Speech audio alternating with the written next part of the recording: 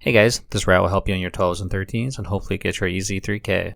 When you're coming into this first pull, you can interrupt that Shadebringer, and then you tag the mobs to the right, the 2 enforcers, and then you tag the Lich, and then you can also tag in 3 of the small guys to the far left, because that's the direction we're going to go in later on.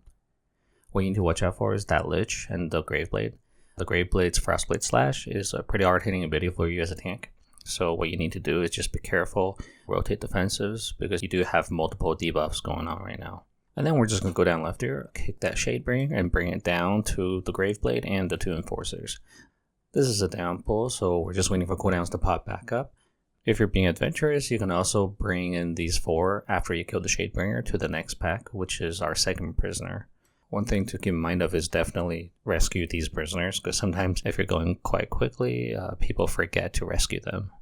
So as you can see here, we brought in the leftovers to this other pack. There's no casters in this pack, so it's quite simple. I pop down a vortex to stop that leap, and you just kill these. So keep in mind that this route here is for pugs. There is the least chance of butt pulling and also getting all 6 prisoners in an efficient time frame here.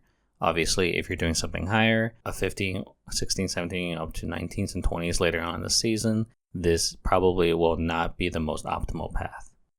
One other thing I haven't mentioned before are these Tormentors that do the Curse of Torment. It's a pretty hard hitting dot, and if you have a mage in the group to decurse it, that would be the best. And for this next pull, it might be one of the harder pulls of this dungeon right now. You have the Lich and then the Plague Core. You also have the 2 small guys, the Curse of Torment, and then the Plague Cores themselves do a blight on the ground, so you really have to kite this group around a little bit. Obviously, interrupt the Lich when you can. By bringing in these mobs together, you've sort of cleared a wide area, so don't be afraid of butt pulling. Obviously, you can't go like 50 yards away, but try to keep it within this area and you should be fine. And with the amount of DPS you're doing on 12s and 13s, this should be going down quite quickly. For this next pack, prioritize the gargoyles, and I like tagging in that Graveblade on the right. Be careful of the mobs on your left, so I like bringing this pack further out a little bit. The gargoyle does a plunge grip, so you need to focus that down very quickly. Everything else you've already seen. If you're following along, this is the first time you're seeing the Necrolytes. What you need to do is focus that Arcanist Cadaver. You can use that macro interrupt or any kind of focus macro you have. I like bringing in the Shadebringer as well. Just make sure someone interrupts that Shadebringer to bring it into the pack. And I also like tagging in the Graveblade and the Proto Drake because they don't really do much. So throughout this pull, the most important thing is that Cadaver interrupt. So as a tank, I can't trust any other person in this group to do it because it's a pug. So I have that on focus, and every time it casts, I just interrupt it. If you learn one thing from this video, it's to just focused interrupt that Cadaver, because that cast just cannot go off. Follow on the path here, bring in the enforcers to the Shadebringer pack here, make sure to interrupt it, and focus down that gargoyle. So as you can see here, I'm taking the packs one step at a time. I'm not doing these crazy large pulls. The max that I have is probably like 5 to 6 mobs per pull. There's plenty of time. You don't need to rush through this dungeon. Just make sure everyone's comfortable. The healer's topping people up.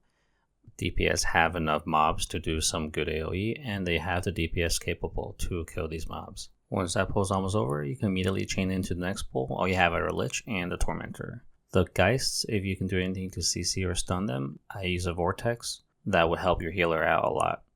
Most of the damage will be coming out from the Lich's Torrent of Misery, the 50% pulse that they do, and then the Curse of Torment from the Tormentor. So after saving the prisoner and there's a fake out, just make sure you AoE the Geist so you get threat, and then bring them into the Shadebringer pack with the Gargoyle. This pack has a lot of incidental damage from the Geist leap, so make sure that you're CCing again and trying to do anything to stop those jumps from going through. You also don't need to move too much, just stand still, group the mobs together, and let your DPS do the work. You don't want to butt pull the Enforcer or the Ghoul on that left. Okay, and you've almost reached the first boss, so this next pull here will look very chaotic, but it's actually not hard at all. Just make sure to focus the Arcanist Cadaver, always interrupt their casts. Let your DPS interrupt the Code Wraith, and just make sure to run out of the frontal, and that's basically most of the fight. For this first boss, I like to be very clear to my team exactly where I'm going. That's why I am moving to the right. So we pop Lust here, and we're just trying to burn him down before he throws down the first couple rocks. If your team knows what they're doing, one of the rocks will be near our group towards the right, and then the other rock will be kind of further to the left beyond where we want to go. Since we started this pool on this forge, we know that the boss will pick this forge for his Glacial Overload ability. I decided to use the rock closer to the wall as the ore breaker because I know that corner will be unusable once that breaks. Also, I want to give my team the greatest chance of success of dodging the Overload Cryo Stomp. Otherwise, they're going to be sticking by a wall and having nowhere else to run. So giving your party the most amount of free space to allow them to dodge these rocks is infinitely more successful in a pug environment. For a fight like this, where you know it'll get more chaotic the longer the fight goes, it's up to you to be calm and know exactly what your party is doing. You gotta be situationally aware. You have to move the boss to the right position to make things easier for your DPS and for your healer. Now we're always sticking to this right because that's just the position I'm used to. Obviously you can use the left, it doesn't really matter that much. And then it's just a back and forth leading the boss towards each rock that gets thrown. After this first boss, you keep going the right path. For this pull, I recommend sticking with the 3-pack here. If you're feeling confident, obviously you can bring in the further pack to the left here.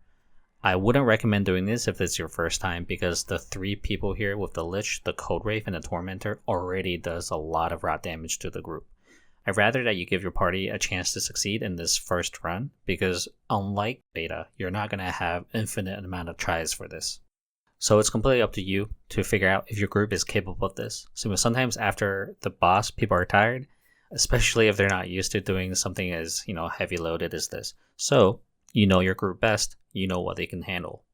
And you already know what this group does. Just bring in the Proto Drake and the Great Blade to the Necrolite, and obviously focus that cadaver and always interrupt it. You'll also need these 2 packs right beside the second boss. You can either take these 2 packs together, or you can first get rid of 1 pack and then bring the other pack into the boss. If you're not feeling confident about the group or the DPS or the heals, you can also just take these 2 groups separately. You have plenty of time. Now, I opted to bring in this last group into the boss because I felt this group could take it. It's a good skill to learn to just bring in some of these packs for the boss so that DPS can do big damage. The cast to watch out for here is the real Krick's Death Bolt. If you can help it, you can kick it. Make sure the DPS knows that they need to kick it as well. As the tank, you'll probably be leading Ick to the shades so that they get cleaved down more. Now when Ick does his Blight Smash on you, just make sure you're not leading that AoE into the group. It's safest to move that AoE to the sides, but if there's no melee in range, if you're aware of where the melee are, then yeah, you can stay. And then the rest of the fight is pretty simple. And now you make your way up the hill. I like taking this pull with the next one, but that is completely determined by how your team has done so far. If you think they can take it, sure you can do it. Because right after this boss, their cooldowns should actually all be up, so they can actually do this big pull. And after this one, at the time of recording, Blizzard just fixed this dungeon. So before, this pool had 2 of these liches and people were skipping this pool. But now that there's only 1 lich, 1 Graveblade, and some of these smaller guys, this pack is actually doable and shouldn't take that much time. And when you enter the tunnel, just make sure you interrupt that Code Wraith and CC these guys. If you're feeling confident, you can bring this pack into the next mini boss if you want.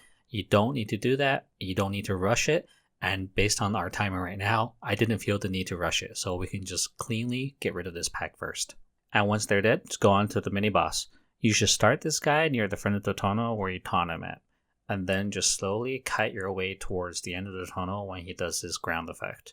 For that, the strategy is to move to the walls when that happens. Once it lands, you move to the center, and as a group, you slowly move towards the clear space. For your last boss, I hope everyone in this party knows what they're doing. If they don't, talk it over and tell them what the important parts are, which are the green beams on these skeletal piles here. Make sure that they know to freeze them, right? So you can also use your ping to tell them exactly where to go. It's okay if they pick somewhere far away. Just reposition the boss to the ones left over, and that way it makes it easier for the DPS to travel to those locations. And then when he casts Army of the Dead, just make sure you guys are prioritizing that Plague Spreader. That guy needs to die quickly because his AoE is incredibly hard hitting. And that's it. I hope you found this guide helpful. Have fun, keep playing, keep watching. Thanks.